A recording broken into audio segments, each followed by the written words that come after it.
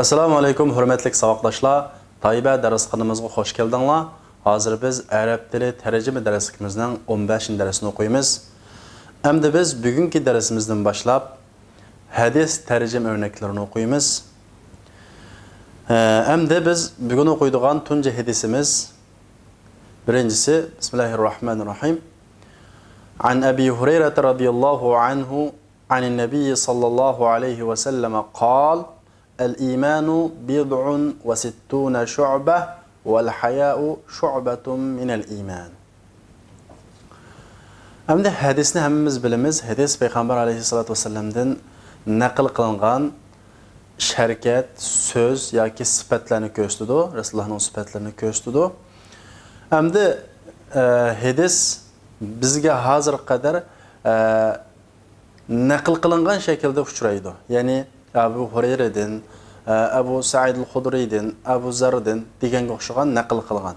Nimishqa deganda hadis Rasulullohning vaqtida yozilmag'achqa, Rasulullohning vaqtidan bir qancha yuz yildan keyin yozilg'achqa, Rasulullohdan anglagan sahabe, uningdan anglagan tabiin, uningdan anglagan tabiinlarning ismi so'zlanib naql qilingan. Ammo biz hadislarni ko'rgan vaqtimizda uning oldida faqat sahobalarning ismlari so'zlandi, chunki bu kitoblarda yozilib bo'lg'achqa, uning hammasini so'zlash behojat. Sahobalarning ismidan boshlab so'zlaydi. Masalan, An Abi Hurayra radhiyallohu anhu anin Nabiy sallallohu alayhi vasallam degan buning tarjimasi an degan nima? Dintin degan gap. Ya'ni Abi Hurayra din degan gap. Beshta buningda ruya degan fe'ldan birisi bor. Rivoyat qilindi edi. Rivoyat qilindi deganimiz bizning Uyg'ur tilimizdagi rivoyat o'qimaga o'xshamaydi. Bu rivoyat qilindi degan gap so'zlandi, naql qilib ilindi degan gap. Abi Hurayradan rivoyat qilindi. Anin Nabiy sallallohu alayhi vasallam. U Abu Hurayra kimdan rivoyat qildi? Anin Nabiy sallallohu alayhi vasallam, payg'ambar sallallohu alayhi vasallam rivoyat qilib mundaq dedi. Rasululloh sallallohu alayhi vasallam mundaq dedi. Demak, Abu Hurayra radhiyallohu anhu dan payg'ambar sallallohu alayhi vasallamning mundaq deganligi rivoyat qilinadi yoki naql qilinadi deb asaq bo'ladi. Demak, bu yerdagi an dintin degan gap buni oldida ruya degan fe'ldan birisi shu ba deb qaraymiz. Al-imanu bid'un wa sittuna shu'ba wal haya'u shu'batun min al-iman. Iman. Endi iman desa bu imanni bilimiz shunday, Allohga ishonish, payg'ambarga ishonish, kitoblarga ishonish, elchilarga ishonish, shundaqla Qur'onda kelgan oyatlarga qanday qilish ishonish. Bu iman. Endi bu alif lam bilan kelishi bu yerda nima uchun deganda bu yerda haqiqiy iman, komil bo'lgan iman, aniq holat kelishi, haliqi ya'ni biz biladigan, Rasululloh tushuntirgan islom dinida maqsad qilingan haqiqiy iman bid'un va sittuna shu'ba. Iman qanchaqcha bid'un degan gap necha degan gap, necha va sittuna shu'ba 60 necha shaxcha. Shu'ba degan nima? Shaxcha degan gap. Tarmoq shaxcha degan gap. Wal haya'u shu'batun min al-iman. Haya qilish imandan bir shaxcha. Demak, haya qilishmi imanning bir shaxchisi. İmanning bir shaxchisi. Bir odamning rost so'zlishi, yolg'on so'zlishi, o'g'irlik qilishi, qilmasligi, uning axloqligi, axloq emasligi hammasi imonga tutishadigan shaxchilar. Shunga iman 60 necha degani 67 yoki 18 demakchi emas, shunda bir qancha ko'p shaxcha demakchi.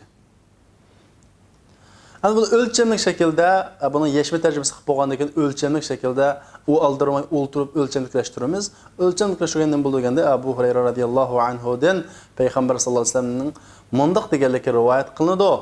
İman 60 necha shaxcha, haya imanning bir shaxchisi deganga o'xshagan. Endi men sizlarga bu hadisni tarjima qilishga mashq qilib uchun lafzga oid oson bo'lgan hadis berdim. Bunu sizlar ishlaysizlar, bu sizlarga topshiriq. Birinchisi masalan قال رسول الله صلى الله عليه وسلم الطهور شطر الإيمان. Pakizlik imanning yerimi. Muşunun o'xshagan. Qolgan oxirgi birini o'zing tarjima qilib boqinglar. Oxirgi ravahu Muslim degani Muslim rivoyat qilgan. Odatda hadisni asl cho'ng sahih kitobimizdan Buxoriy Muslim va Ravahul Buxoriy deb kelsa, Buxoriy Imom Buxoriy rivoyat qilgan, Ravah Muslim bo'lsa, Imom Muslim rivoyat qilgan. Bu bir odamning ismi. Ikkinchisi قال رسول الله صلى الله عليه وسلم لا يؤمن أحدكم حتى يحب لأخيه ما يحب لنفسه. Bunu özüne tercüme etmek. Endi bugün okuduğun hadisimizin ikincisi An Abdullah ibn Amr radıyallahu anhuma an Nebi sallallahu aleyhi ve sellem قال المسلم من سلم المسلمون من لسانه ويده والمهاجر من هاجر ما نهى الله عنه. Abdullah ibn Amr radıyallahu anhuma din rivayet kılındı. Anin Nebi sallallahu aleyhi ve sellem. O Abdullah ibn Amr'e kimden? Peygamber sallallahu aleyhi ve sellem'den rivayet kıldı.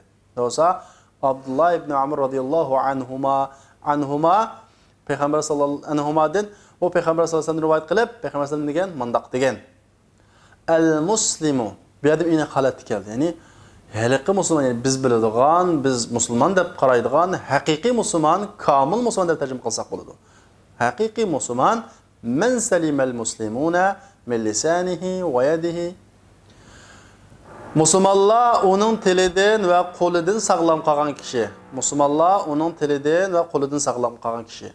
Vel muhaciru men hacara ma nahallahu anhu. Və haqiqiy muhacir men hacara. Men hacara, taşlığan. Hacara deganə taşlığan, manahallahu anhu. Onundan Allah çəkilən nəslini qandaqlığan taşlığan kişi həqiqi muhacir buludu. Biz muhacir vətənə taşlıb çıxdıq da Allah çəkilən işini qılsa, o muhacir emas. Bu muhacirinin qandaq mənası degəndə bu hədisdə bəyan qılğanı ümumi mənası. Muhacir günah məsələndə yurtunu taşlab çıxdı, həm Allah çəkilən işini qandaq qılğan kişi taşlığan kişi. Onun yurtunu taşlab çıxışımı Allah'ınki çəkləmiskə qarşı gəlib qalmaslığı üçün. Ama muhacir qaçan ki Allah çəkilən işlərini qılğan haman onundan muhacirlik sübütü çıxıb gedir. Bunu ölçəmlik tərcüməsi hem de Abdullah ibn Amr radiyallahu anhuma Peygamber Aleyhisselam'dan mundaq deganlikka rivayet qılındı. Kamil Müslüman qalanlar, el-muslim kamil Müslüman, Müslümanlar onun tili və qoludan əmin, yəni səlimədən gəlib sağlam qalğan, əmin bolğan kişi. Başqalarga tili arqılı, yoki qul arqılı əziyyət verməyən, könül artmağan kişi. Haqiqi muhacir, yəni kamil muhacir, haqiqi muhacir Allah çəkilən işlərini taşlığan kişidir. Degəngə oxşayan. Həmdə tövəndəki iki həcəsini özünə tərcümə qılısılar, bu sizlərə tapşırıq. Bunun içində sizlər bilməydiğin söz yox. Əgər bilməydiğin söz olub qalsa lüğətini izləyinlər. Üçüncüsü, An Abdullah ibn Amr radiyallahu anhuma an Nebi sallallahu aleyhi ve sellem qal. Abdullah ibn Amr radiyallahu anhumadan. Əndimə radiyallahu anhuma degan nəyə gəlsə, radiyallahu razı oldu Allahdan o ikisine bu dua bu. Allah o ikisini qana qılsın razı olsun. Qaysı ikisindən? Abdullah və onun dadısı Amr'dən. Şu anhuma da işkilik şəkildə gələn. Peyğəmbər sallallahu əleyhi və səlləm mundaq degan. Arba'un men kunna fihi kana munafiqan khalisan ve men kanat fihi khaslatun minhunna kanat fihi khaslatun min an-nifaq hatta yad'aha idha tumina khana ve idha haddatha kezebe ve izâ âhede gadara ve izâ khâsime fecera. Abdullah ibn Amr radiyallahu anhuma din rivayet kılınıp Peygamber sallallahu aleyhi ve sellem mundaq degan. Arba'un töt. Töt dan işba demekçi bir adı. Töt deşi, töt dan işba. Men kunna fihi kimi ki bolsa onun da aş töt iş qana qılsa, aş iş töt iştepelip qalsa bolsa kana munafiqan khalisan. Khalis sap munafiq oldu. Töt dan işba şu iştepilgan adam sap munafiq oldu deydi. وَمَنْ كَانَتْ فِيهِ خَصْلَةٌ مِنْهُنَّ kimi ki bolsa o adamda o töt işten bir xislet bolsa كَانَتْ فِيهِ خَصْلَةٌ مِنَ النِّفَاقِ bolduğunun da nifaqның bir xisleti olğan boldu. Töt işin həmisi tepilsa sap munafiq oldu. Birisi tepilip qalsa munafiqның bir xisleti tepilgan boldu. Hatta yada'aha, hatta ki taşlıqan kadar. O töt iş qaysı? İzə tumina xana. Əgər amanet qoyulsa xiyanət qılıdı. Meyli mal amanet qoyulsun, ya ki gəp, məxfiyyətçilik amanet qoyulsun, nima amanet qoyulsun, amanet qoyulsa xiyanət qıldı. Və izə haddəfə kəzəbə, sözü yalğan sözləydi. Gipininki yalğanıcıq, daim yalğan sözləydi. Və izə əhədə qadara, vəd eləsə, va'dalasa aldaydi. Va'dasi qanday qilmaydi? To'maydi. Va iza khasama fajara. Jidallashib qolsalar eg'izni buzadi. Jidallashib qolsalar eg'izni buzadi.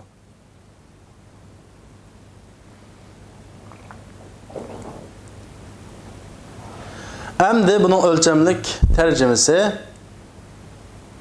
Abdullah ibn Amr radhiyallohu anhumadan payg'ambar alayhissalomning mundaq deganligi rivoyat qilinadi. Muni 4 yomon xislat kimda bo'ladi ekan? O sap munofiq bo'ladi. Kimda o 4 yomon xislatdan biri bo'ladi ekan? Uni tashlamoqcha, ya'ni tashlagan qadar uningda munofiqlik bir xislati bo'lgan bo'ladi.